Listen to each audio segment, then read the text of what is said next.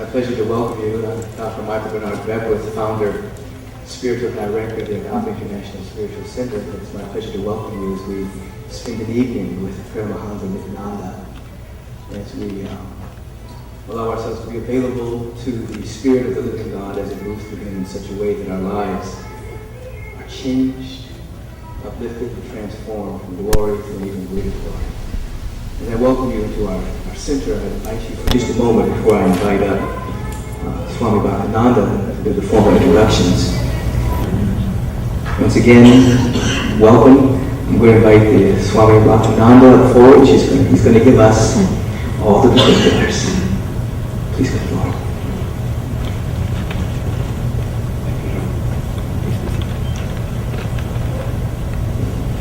Good evening, my dear friends. Nityananda.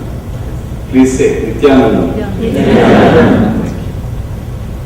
Thank you, Reverend. Thank you for this wonderful opportunity to have this discourse at this place. Thank you and all the team that supports this.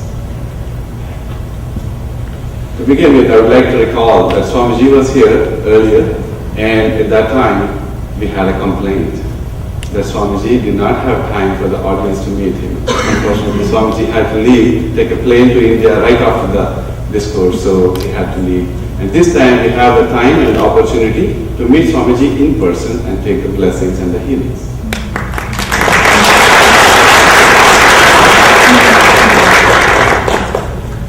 Briefly, I would like to just explain about the Master. What can I say? How can I explain? All I can say is what we understand, how we see.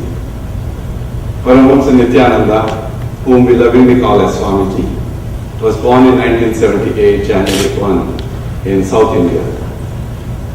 At the very early age of 3, he was picked up and identified by the first master, Raghupati Yogi, and initiated into Vedantic and spiritual studies at a very, very young age.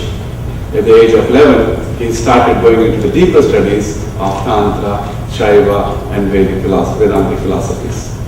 At the age of 17, he left India. He left the home and traveled the length and breadth of the country, India and Nepal, and studied at various monasteries with different masters and ultimately reached the ultimate consciousness. Soon after, he started the worldwide movement for meditation in Bangalore. Today, it grew out to have 800 centers in 30 countries, 20 million. The Master has organized few wonderful programs, a couple of which most of you might have already learned about those programs. One is called the Life Bliss program, other the Health and Wellness program. Over 250,000 people around the globe have enjoyed the bliss so far. I was touched. Many lives have been transformed by this. And I welcome you all to take part in this. We are conducting this every weekend at our ashram in Duarte. Welcome you all to come and take part in that. The Master has also initiated over 3,500 healers, and they serve an average of 15,000 people every day across the globe. It's all a volunteer service, free. Master has many other programs for the social and the community outreach, for the old age program, for the little kids and the schools. Apart from this, Swamiji, as we call him, is very, very outcoming, forthcoming, and very interested in talking to the scientific community and working with them in understanding the deeper truths of meditation. And Master has talked about many different subjects like Patanjali Yoga Sutra, Bhagavad Gita, Shiva Sutras. They have been written into 100 volumes in over 10 different languages. They're available in the shop, and you can please go through them. Today, the topic is the call of the consciousness. I welcome you all to have a wonderful evening. Thank you. With that.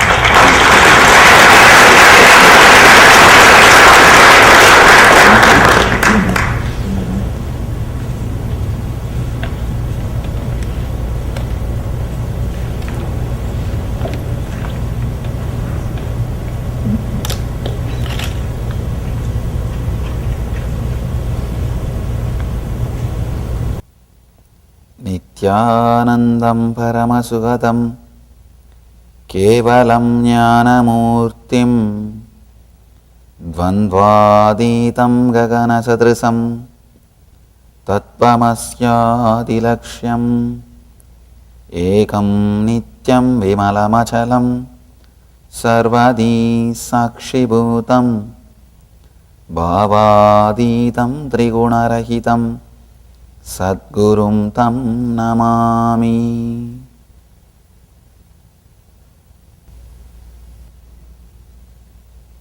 I welcome you all with my love and respects. I thank Reverend and the whole Agape Church and everybody for supporting this whole program.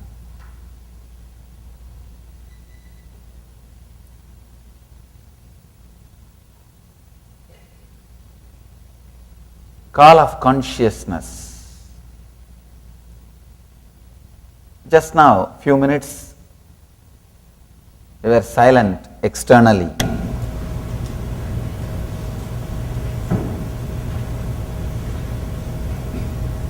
I was able to feel very clearly. Physically, bodies might have been silent, but many minds were just restless, thinking, expecting, when he will start, why such a long gap, what is happening?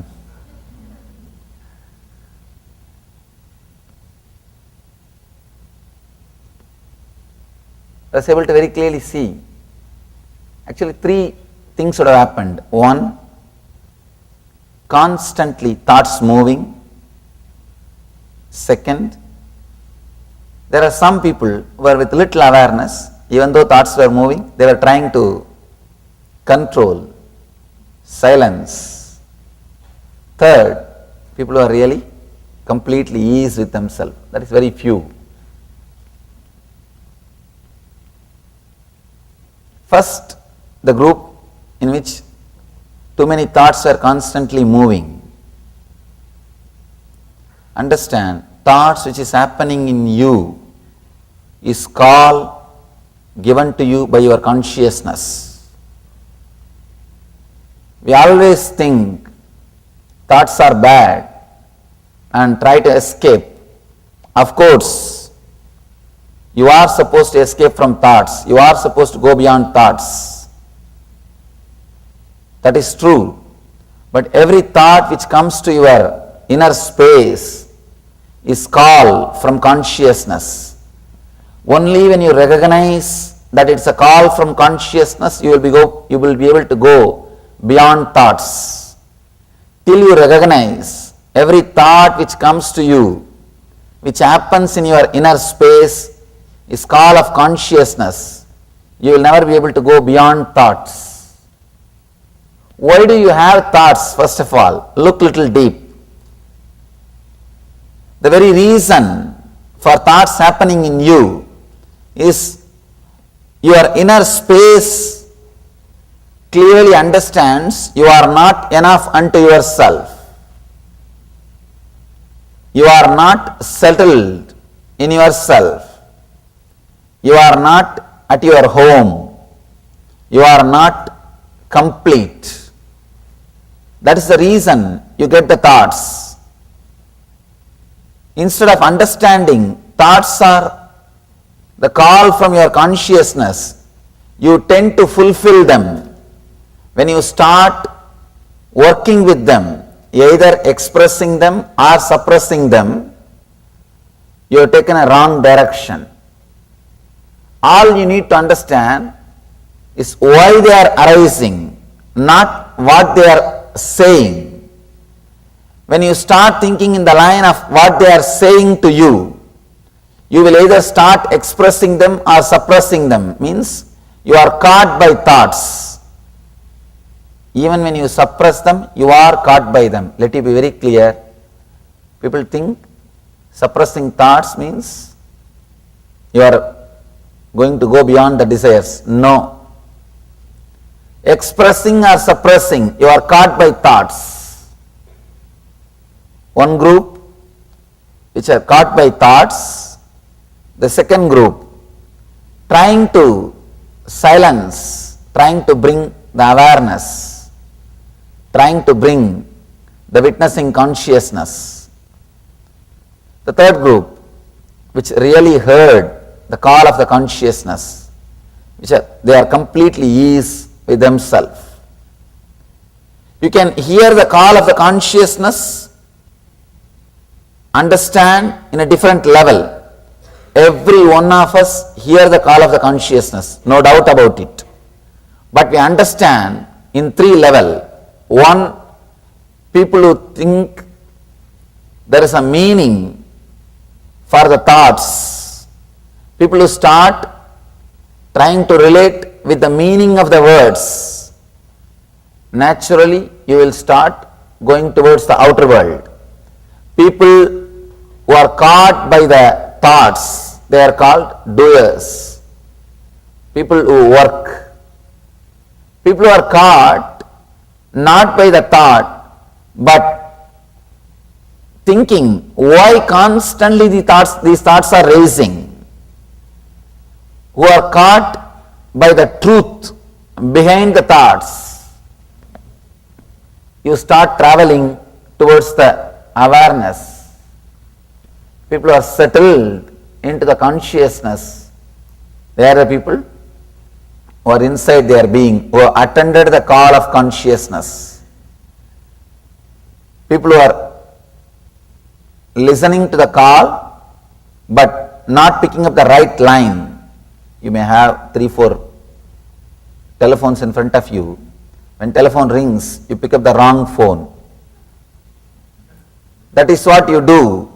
When you get some thoughts, if you try to fulfill the thoughts, you are picking up a wrong phone and attending. You are picking up a wrong phone and answering.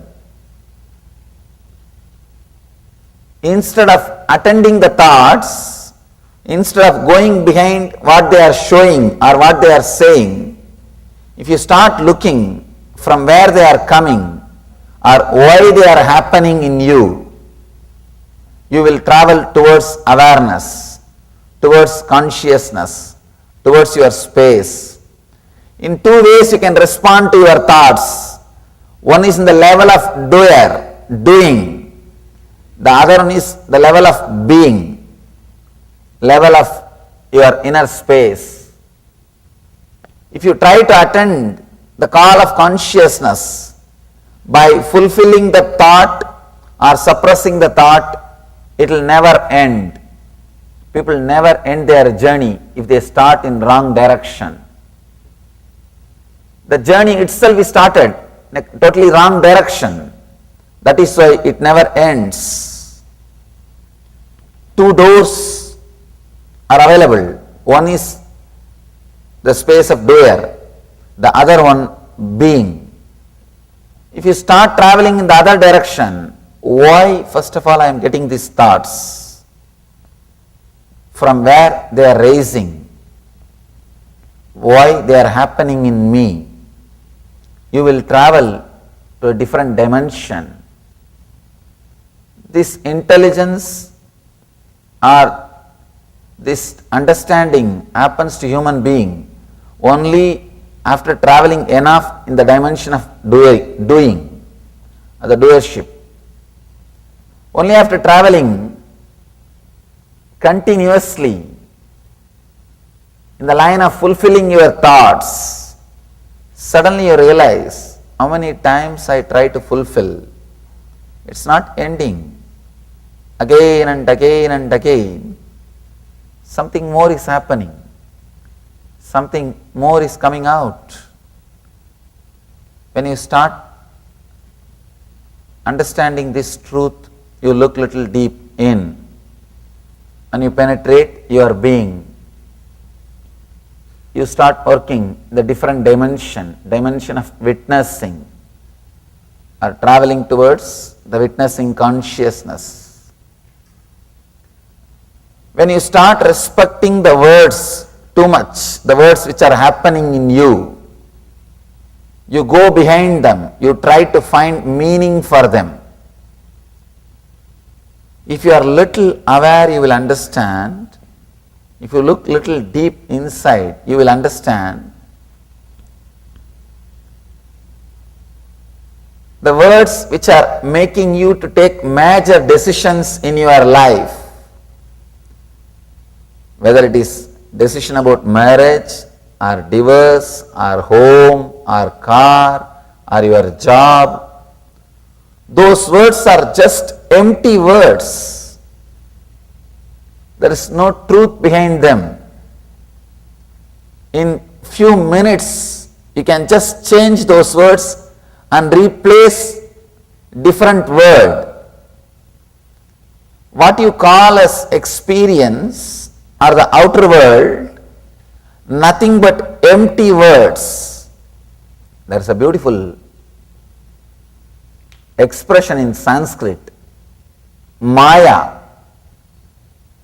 This word you need to understand this word in a deep way. Maya means understanding in a wrong way. Missing the understanding is Maya, not illusion. In English, always this word has been translated as illusion. No. Missing the understanding, missing the depth, missing the truth is Maya.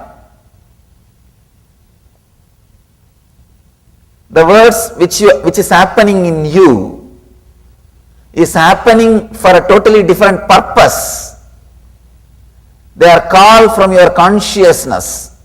They are happening in you just to tell you that you are not complete, you are not yet full. You need to travel towards the inner level, towards the being. Lot needs to happen in you. You need to experience something different. They are not happening in you to give you some idea or some experience of the outer world. If they are happening in you to give you the experience of the outer world, then they should disappear after you have the experience of the outer world. But it's not happening. For example, if you are having a thought about eating a particular dish, it should disappear after you enjoy the dish. If you are having a thought of having a car, then thoughts should disappear after you have that. If you are having a thought to have some physical pleasure, it should disappear after having that. But it is not happening in our experience. Thoughts are only becoming more and more when you travel in that direction. If thoughts are meant to take you towards the outer world, towards the experiences of the outer world, then they should disappear when they give that experience to you. But very non-disappearing shows they are not created, they are not happening in you for that. The purpose of the thoughts is not that. When you miss the purpose of the thoughts, when you miss to understand the call of your consciousness, the misunderstanding, Maya, happens in you. The ripples, the thoughts are like ripples happening in your inner space. Those ripples are supposed to invite you to the center, to the core. They are not supposed to send you to the periphery. They are not supposed to send you to the outer world. The more you try to be caught, the more you are catching them, the more you are getting attached with them, the more you are putting your attention towards them, naturally will take you away from your center, away from your inner space. Every thought which is happening in you is called of consciousness. Thoughts are not supposed to be fulfilled.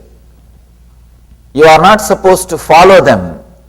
You are supposed to go to the root from where they are appearing.